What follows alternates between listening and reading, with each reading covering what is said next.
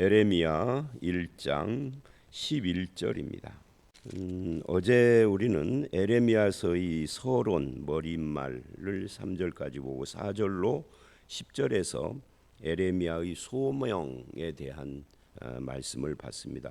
이 에레미야의 소명은 10절에 내가 그것들을 뽑고 파괴하며 파멸하고 넘어뜨리고 건설하고 심게 하였다. 이게 이제 에레미야 사역의 성격이라고 할 수 있겠죠. 그러면서 내가 너와 함께 하겠다. 내가 너에게 무엇을 명령하든지 너는 말해라 하고 그렇게 이야기를 했어요.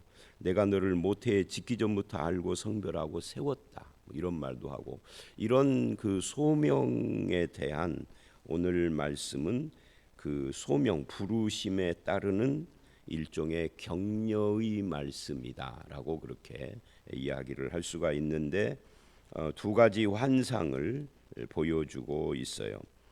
소명의 내용하고 관계가 있죠. 먼저 11절로 12절 말씀을 보면 거기에 그 살구나무 가지 환상이 나옵니다. 네가 무엇을 보느냐 그렇게 물어본 다음에 에레미야가 대답을 하죠. 내가 살구나무 가지를 봅니다. 이 살구나무가 사게트라고 하는 단어예요. 이 사게트라는 말하고 그 지킨다 하는 쇼게트라는 말이 음이 비슷합니다. 발음이. 이것은 하나님의 말씀을 받되 지키시는 분이라는, 하나님은 말씀을 반드시 네가 받은 그 말씀을 반드시 지키는 분이다. 이것을 지금 강조하는 거죠.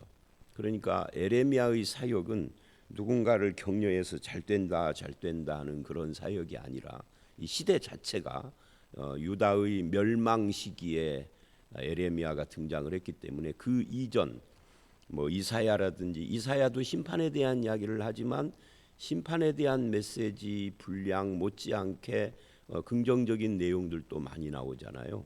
그런데 에레미야는 이사야하고 시대가 완전히 다릅니다.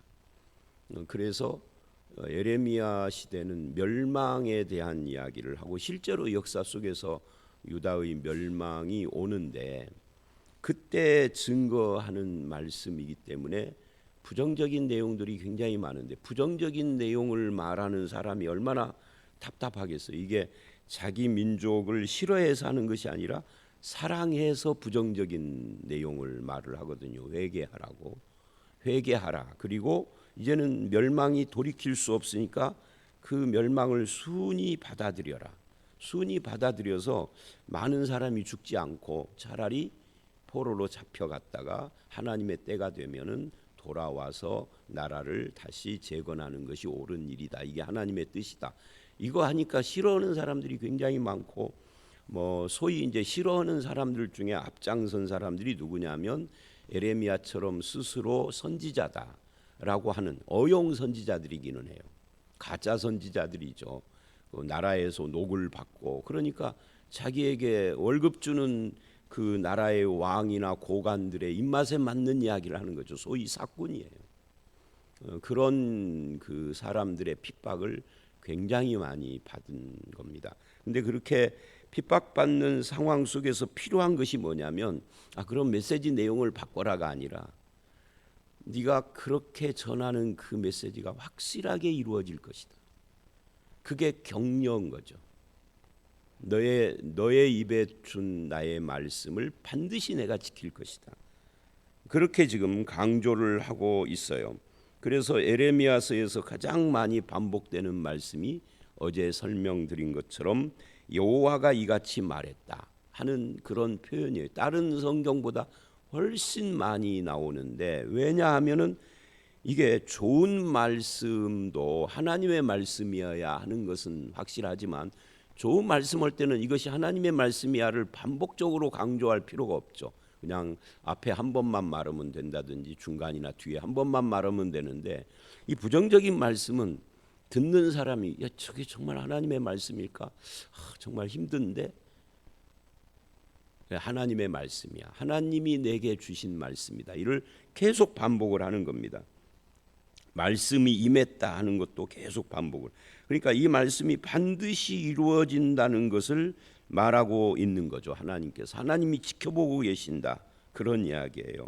그게 11절 12절 이야기입니다. 그래서 12절에 보니까 내가 잘 보았도다. 살구나무 가지를 봤습니다. 그러니까 네가 잘 보았다. 이는 내가 내 말을 지켜 그대로 이루려 함이라. 이 살구나무라는 이 말과 내가 그대로 이루려 함이라. 내 말을 지켜 이루게 함이라 하고 좀 이게 설명인데 이 살구나무 단어하고 의미 같다 하는 것에서 이런 착안 워드 플레이를 하고 있는 거죠. 그 다음에 이제 두 번째 이야기는 13절로 16절인데 또 다시 물어봐요. 네가 무엇을 보느냐 하고요. 이 두 번이나 네가 무엇을 보느냐라고 물어보는 것이 심상치 않죠. 처음 물어볼 때는 그냥 뭐를 보느냐고 하나님 물어보시네 그 정도겠지만 두 번째 물을 때는 이게 무슨 의미가 있을 것 같다 그런 생각하지 않겠습니까? 우리도 누군가가 나에게 똑같은 질문을 이어서 두 번 물으면 두 번째는 상당히 좀 긴장을 하거나 아니면 이게 의미가 있구나 중요하구나 이렇게 생각하지 않겠어요? 더군다나 상대방이 나보다 훨씬 높은 자리에 있는 분이 그런다면. 그러니까 우리는 무엇을 보느냐 하는 것이 참 중요해요. 세상이 보여주는 것을 볼 것인가 하나님이 보여주는 것을 볼 것인가. 세상이 보여주는 것은 화려한 건데 하나님이 보여주는 것은 그 화려한 세상의 멸망과 심판이잖아요 지금. 그래서 하나님이 보여주는 것이 진실이죠. 하나님이 보여주는 것을 따라 볼 수 있어야 믿음의 사람이라고 할 수가 있죠. 자, 무엇을 보느냐 하되 이제 대답을 합니다. 끓는 가마를 봅니다. 그래서 끓는 가마 환상입니다. 첫 번째는 살구나무 가지 환상이고요. 이 하나님이 반드시 지키고 이루시는 말씀이 무엇을 말하는가 하는 것을 지금 보여주는 것이 끓는 가마라고 할 수가 있습니다. 근데 그 끓는 가마가 윗면이 북에서부터 기울어졌나이다. 윗면이 기울어졌으니까 이렇게 들렸겠죠. 그러면 아랫면은 이렇게 경사가 지는 거 아니에요. 근데 그것이 북쪽이니까 남쪽이 미치고 북쪽 위로 이렇게 기울어져서 그래서 끓는 가마의 물이 쏟아지는 거잖아요. 이 북쪽에서부터 기울어졌다. 그것이 14절을 보니까 재앙이 북방에서부터 일어난다. 이게 정확하게 맞는 말이죠. 왜? 북왕국은 에레미야 시대보다 훨씬 앞에 일어난 것인데 722년에 북쪽에 있는 아수르 제국에 의하여서 멸망했는데 남왕국은 586년에 바벨론에 의하여서 멸망했어요. 근데 이 바벨론도 이스라엘에서 북쪽이죠. 정확하게 북쪽은 아닌데 북동쪽 약간. 그러니까 결국 북방에서부터 끓는 가마가 쏟아진다 하는 이 환상이 바로 그 바벨론 이야기를 하는 거예요. 그러니까 북방의 왕국들의 모든 족속들을 부를 것인즉, 예, 북방에서부터 끓는 가마가 쏟아지는 그것은 누가 하는 것이냐 할 때 내가 하나님이 하시는 거다. 내가 북방의 왕국들의 족속들을 부를 것인즉, 왕국들의 족속들, 이게 무슨 말이냐면 바벨론이라고 하는 하나의 제국인데, 여러분 제국이라고 하는 것은 여러 나라들의 연합체입니다.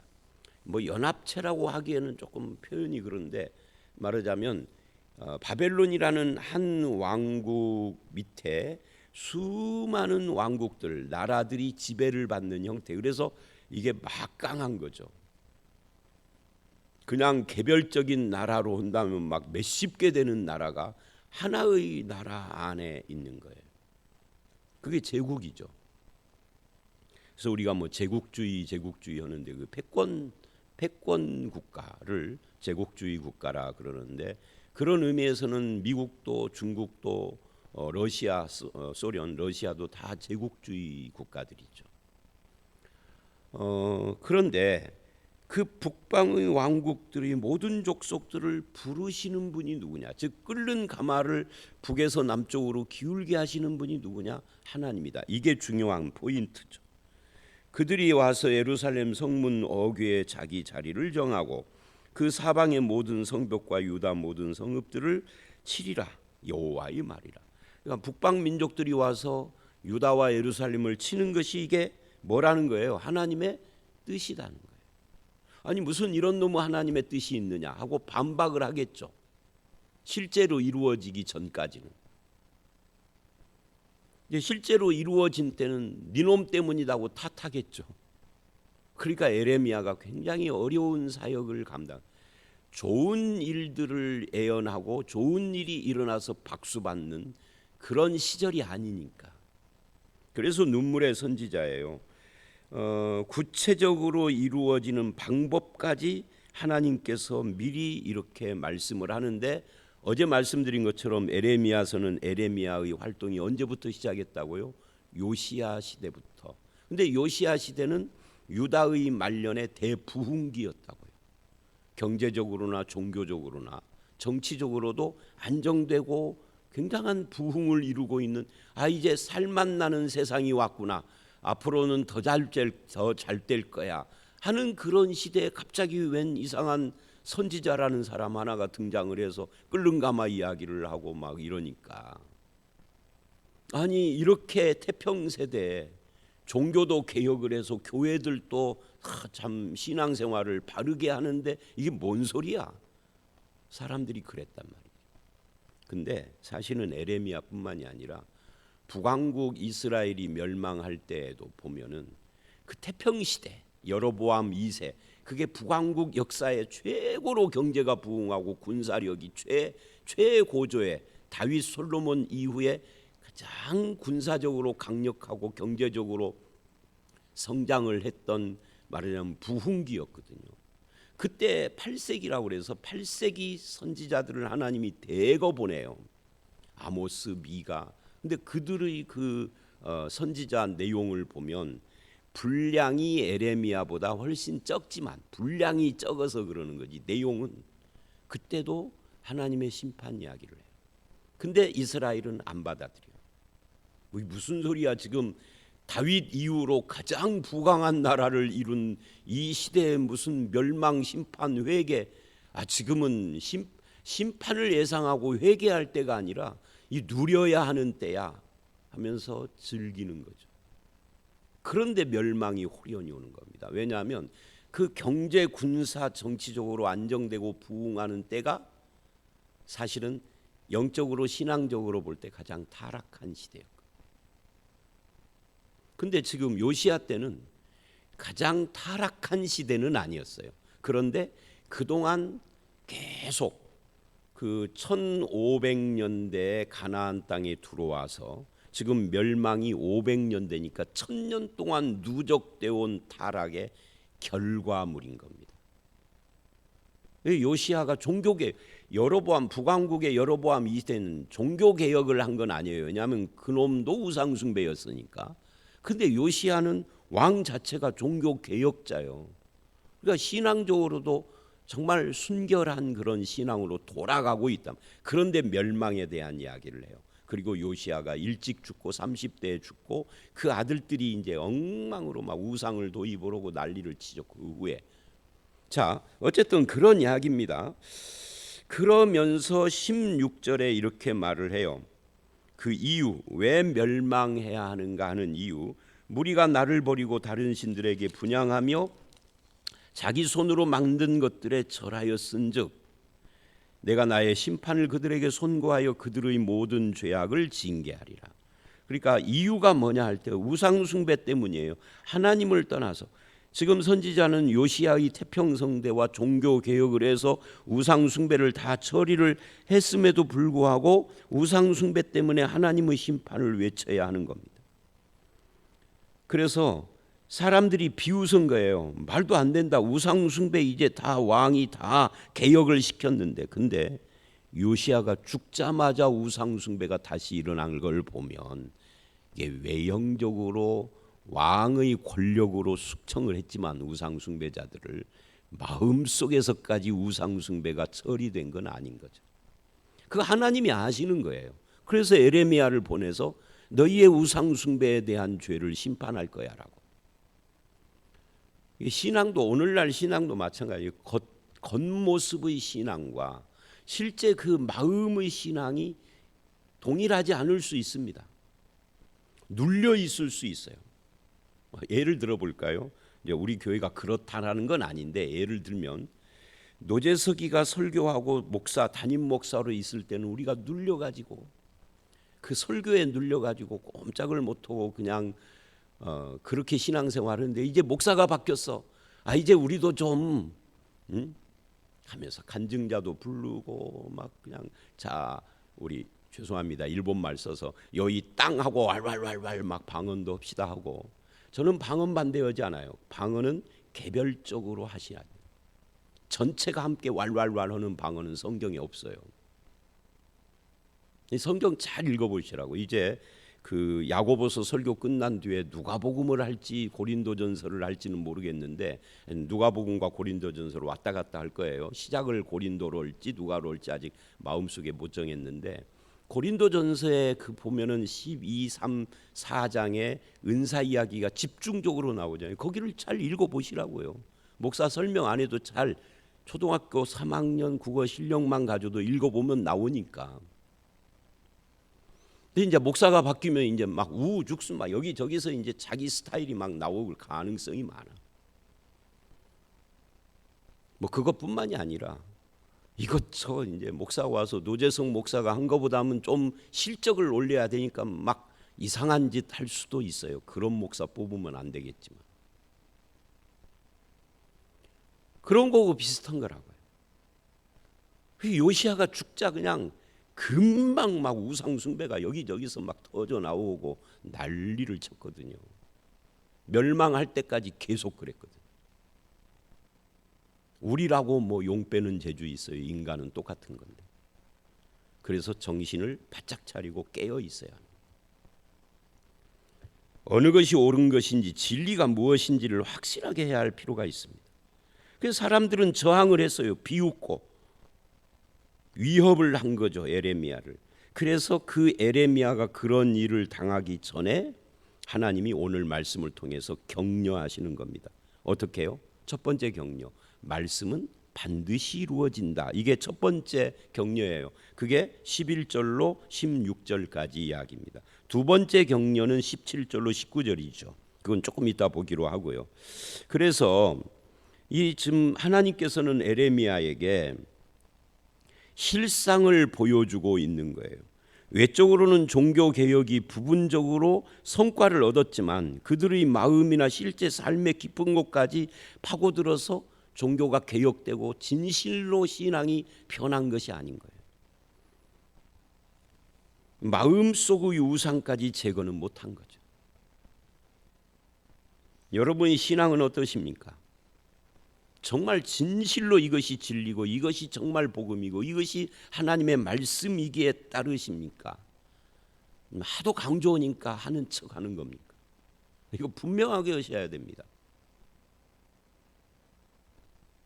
제가 옛날에도 한번 그런 이야기를 했는데 어저께 갑자기 누가 카톡이 왔어요. 보니까 전도사 때 성경 공부했던 그 리더 중에 하나인데 지금 미국에 사는데 그 가족이 다 미국에 살아요. 동생도 제가 가르쳤던 친구인데 한국에 온다는 거예요. 근데 익산에 볼 일이 있다는 거예요. 그렇다고 저 만나러 온다고 그러는데 그 시절 그 친구들이 정말 오랜만에 전화가 오면 이제 가끔 전화 오고 이런 친구들은 이제 다 아니까 그런 말 안 하는데 제일 궁금해하는 것이 뭐냐면 노재석 전도사 변했는가 안 변했는가예요. 그들은 전도사니까 목사가 아니니까 변했는가 안 변했는가. 그리고 한 번은 그런 말을 하더라고. 목사님이 안 변해 주어서 너무 고맙다고. 신앙은요 세월과 세월에 영향 안 받는 겁니다. 100년이 지나도 그 신앙은 그대로인 겁니다. 표현만 현대적으로 바뀔 뿐이지.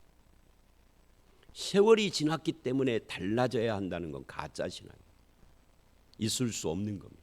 여러분, 이 성경 말씀 에레미야서는 지금부터 2500년 전에 쓴 책이에요. 에레미야는. 그렇잖아요. BC 500년대에 쓴 거니까. 2500년이 지나도 말씀은 그대로인 겁니다. 이걸 설명하는 방법이나 이런 것이 현대화해야 하는 것이지 내용이 바뀔 수 없어요. 자, 그건 그렇고요. 자, 이런 이야기를 쭉 하고 있는데 17절로 19절 이제 문단별로 하면은 잘게 나누면 세 번째 문단이고 크게 나누면 두 번째 문단이에요.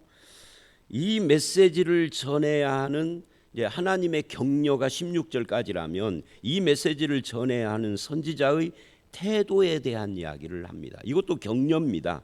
그래서 이 본문에는 그러므로 너는 이라는 말씀이 첫 번째로 도드라지게 나와요. 말하자면 선지자의 태도에 대하여서 그렇게 이제 격려를 하고자 그러므로 너는 이라고 하는 겁니다. 그래서 거부하는 사람들이 있는데 너의 메시지에 대해서 그럴 것인데 앞으로 그런 사람들을 향하여서 뭐를 해야 된다? 너는 그들보다 더 견고해야 한다. 이게 17절로 19절이에요. 그래서 이렇게 말을 하죠. 내 허리를 동이고 일어나. 허리를 동이고 일어나라. 허리를 동인다는 게 뭐예요? 단단하게 각오해야 한다는 거잖아요. 요즘 젊은 사람들은 혁대 없이 그냥 옷을 입더라고요. 근데 저는 혁대를 안 차면 옷이 딱 맞기는 한데 뭔가 막 흘러내릴 것 같아. 그래서 혁대를 꼭 차는데 혹시 여러분들 보신 적이 있는지 모르겠는데 가끔 새벽기도 때도 혁대를 차고 왔는데 근데 이게 혁대가 단단하지를 그러니까 제가 이제 구멍 있는 혁대를 지금 찼어요. 새벽에는. 낮에는 이제 그냥 쭉 들어가는 그런 건데 그래서 뭔가 좀 이게 허술해가 느껴져서 이렇게 몰래 여러분들 안 보는 틈에 성경 읽는 것 그런 때 살짝 구멍을 한 칸 더 쪼일 때도 있어요. 그러니까 허리띠를 동이고 이 말은 막 각오를 단단히 하고 일어나라 그런 뜻이죠. 왜? 내가 내게 명령한 바를 다 그들에게 말해야 하니까. 근데 그 명령이 사람들에게 기분 좋은 이야기가 아니니까. 그들 때문에 두려워하지 말라. 내가 그들 앞에서 두려움을 당하지 않게 해주시겠다는 거예요. 하리라 해주시겠다. 이 말은 뭐예요? 나를 두렵게 하는 자들이 사라진다 그 말이 아니라 두렵게 하는 자들이 막말을 하고 때로는 막 가두기도 하고 때리기도 하지만 내가 그 두려움 때문에 주눅들고 하지 않게 하나님이 내 마음을 지켜주시겠다는 거예요. 그러니 말씀을 다 말해라. 다 말해라. 이 말씀은 좀 빼놓고 말해라. 너무 강도가 센데 이러는 것이 아니라 다 말해라는 거예요. 하나님의 말씀을. 몸은 죽여도 영혼은 죽이지 못하는 자들을 두려워하지 말라라고 누가 하셨죠? 예수님께서 복음서에 보면 그렇게 말씀을 하셨던 거하고 비슷한 이야기인 겁니다. 그 다음에 18절 19절 왜 그래야 하느냐, 즉 허리를 동이고 말씀을 다 말하고 사람을 두려워하지 말아라. 오직 하나님만 두려워하라. 이게 17절의 세 가지 명령인데요. 너는 하고 격려하는 거죠. 다시요. 17절 상반절 허리를 동이고 일어나라. 단단히 각오하라. 17절 중반 명령한 말씀을 다 말하라. 이 다가 핵심이죠. 그 다음에 17절 하반절 그들 사람을 두려워하지 말고 하나님을 두려워하라. 근데 왜 그래야 되느냐? 18절 보라 내가 오늘 너를 그 온 땅과 유다 왕들과 그 지도자들 그 제사장들 그 땅의 백성 앞에 견고한 성읍 쇠기둥 노성벽이 되게 하였습니다. 오늘 매일 성경 제목이죠. 여기 견고한 성읍 쇠기둥 노성벽 공통점이 뭐예요? 공통점이 단단하다예요. 그죠? 단단하다. 물러 터지지 말아라 그 말이죠. 내가 너를 그렇게 만들었다. 노성벽. 그냥 성벽 뭐 돌로 짓고 뭐 흙 구워 가지고 짓고 해도 단단하잖아요. 그런데 그거를 노수로 만들었다고 생각을 해봐요. 얼마나 단단할지. 쇠기둥 노성벽, 견고한 성읍 되게 하신 분이 하나님이에요. 사람이 어떤 때는 부드럽고 온유한 그런 성품과 말을 해야 할 때가 있지만 때로는 진리의 문제라든지 이런 문제에 있어서는 부드럽고 온유함이 아니라 단단하고 견고한 노성벽 같은 그것이 필요할 때가 있어요. 그러니까 절대 타협이 안 되는 것이 있고 한없이 넓은 마음을 가져야 하는 것이 있고 다른 거죠, 그게. 근데 우리는 이걸 거꾸로 해요. 절대 타협할 수 없는 진리 문제는 물러 터졌고 한없이 넓게 품어야 하는 것에 대해서는 너무 고집스럽고 이것이 확실하게 제자리를 잡아야 합니다. 이게 바뀌면 안 돼요. 이 성품은 온유해야 해요. 진리에 대한 것은 확실해야 돼요. 근데 성품은 고집스럽고 찔러도 피 한 방울 안 나갈 것 같은 사람인데 진리에 대해서는 흐리멍텅해서 헬렐레하고 이것도 좋고 저것도 좋고 이 책도 소개하고 목사가 뭐 좋은 책이라고만 나오면 다 소개하고 나중에 알고 보니까 이단적이고 나중에 알고 보니까 비성경적인데 그게 몇십 년 동안 제가 살아오기 전은 내가 모르니까 지난 몇십 년 제가 전도사가 된 이유를 보면 한국교회 그것이 대유행을 몇 차례 했거든요. 근데 그 책들이 다 불건전한 것들이었어요. 그러니까 진리에 물러 터진 거죠. 한국교회가. 그리고는 고집스럽기는 그렇게 고집스럽고 반대로 해야 돼요. 성품은 온유하고 진리에 대해서는 노성벽 같은 자세를 가지고 철저해야 해요. 그래서 그 이야기를 지금 하는 거예요. 다시요. 견고한 성읍 쇠기둔 노성벽 누가 되게 한다고요? 내가 너를 그렇게 되게 할 것이다. 그러니 너는 두려워하지 말아라. 19절 그들이 너를 치나 너를 이기지 못하리니 왜요? 이는 내가 너와 함께하여 구원할 것이다. 하나님이 함께해 주실 거니까 너는 진리에 대해서 확고하게 하고 하나님의 말씀에 대해서 타협하지 말고 두려워하지 말고 노성벽처럼 견고하게 말씀의 사역자가 되라. 이렇게 지금 이야기를 하고 있습니다. 자, 오늘 말씀 여기까지입니다. 그래서 11절서부터 16절까지 두 가지 환상 선지자를 격려하는 거죠. 이 모든 것을 하나님이 하시는 심판이다. 그 다음에 17절로 19절 그러므로 너는 이렇게 되어라. 단단히 각오하고 다 말을 하고 사람을 두려워하지 말며 하나님을 의지해라. 내가 너를 노성벽이 되게 하리라. 내가 너와 함께 할 것이다. 너를 구원할 것이다. 이렇게 지금 이야기를 했습니다. 이 말씀이 저와 여러분에게도 해당이 되어져서 진리에 대해서는 견고한 성읍처럼 그러나 사람에 대해서나 성품은 온유하고 부드럽게 이거를 확실하게 철저하게 여러분과 저희 신앙인의 자세로 확립했으면 좋겠습니다. 그래서 사람들이 여러분이라는 인간을 통하여서는 감동을 받게 하시고 여러분이 말하는 진리와 복음에 대해서는 확실한 기준점을 갖게 하는 그러려면 내가 먼저 그래야 되겠죠. 그런 삶을 살아가시며 하나님이 함께 하시는 격려를 늘 받으며 살아가는 신앙의 사람들이 다 되시기를 주의 이름으로 축원합니다. 함께 기도하겠습니다. 하나님 아버지 그렇습니다. 주님께서 말씀을 전하라고 맡기신 그 사명은 너무 엄중하여서 견고한 성읍처럼 확실한 태도를 가져야 할 필요가 있음을 주님 우리가 배웁니다. 그러나 사람을 대하여는 온유해야 하고 자비로워야 되고 저들을 사랑해야 하는 것도 또한 잊지 않게 하여 주시옵소서. 모든 일에 하나님이 나를 세우시고 하나님이 나와 함께 하시며 하나님이 우리에게 주신 말씀을 증거하고 실천하는 그런 삶을 살아가도록 우리를 인도하여 주시옵소서. 오늘 이 하루도 내가 너와 함께하여 너를 구원할 것이기 때문에 너는 분명한 삶을 살으라고 하시는 이 말씀 앞에서 우리가 흔들리지 않는 믿음으로 반응하는 그런 저희 모두가 되게 해 주시기를 간절히 바라올 때 예수님 이름으로 기도드려 싸움나이다. 아멘.